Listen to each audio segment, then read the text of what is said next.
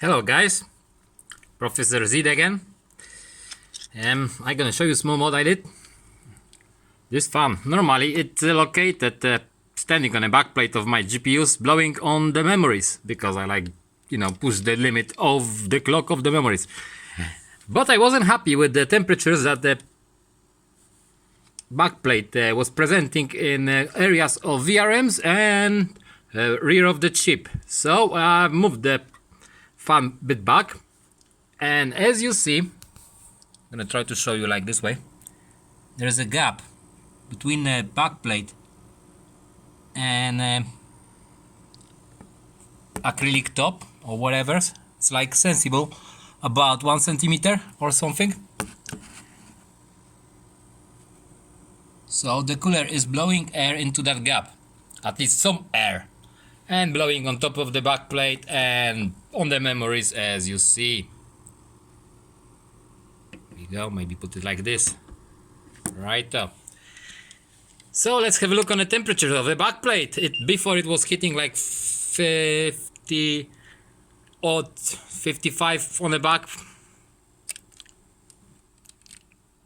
Let's have a look. Water temperature 25.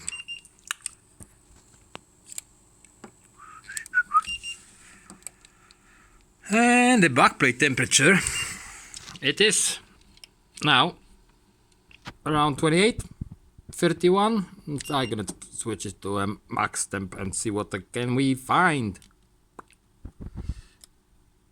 Right, what's the max we're gonna measure on this backplate now? 33,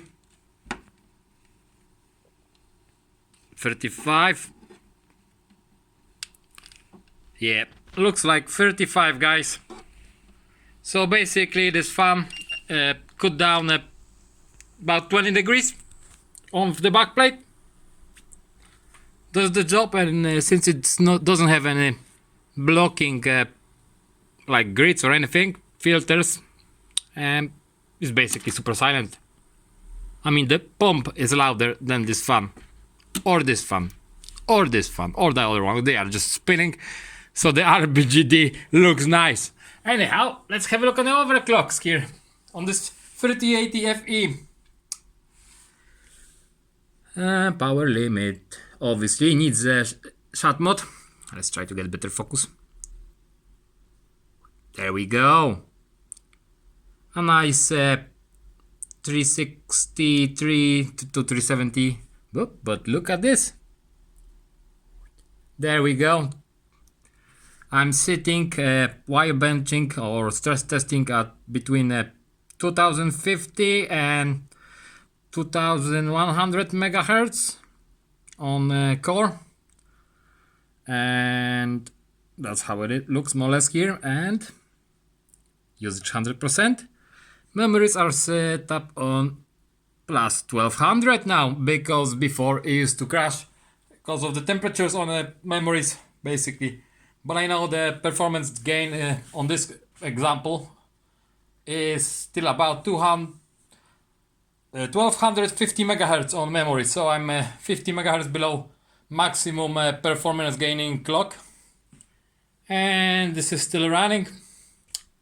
I can say I've got a very nice silicon. If it goes for temperatures, like I said, hour of bench of this running on a loop, and I'm at 44C. But once I stick liquid metal on, that should cut the temperature down by a sensible amount, because if I stop this benchmark here, that should do it for test of the backplate.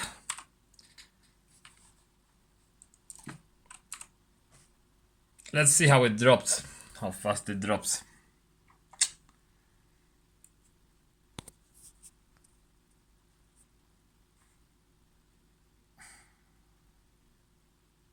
$31, but I'm at 820 millivolts anyway, so it's not gonna be too cool, to be honest. But yeah, I would say it's a fantastic block. Very happy with it, especially after I installed that fan. So hopefully the fan mod gets useful to anybody that's interested enough about the temperatures of the backplate.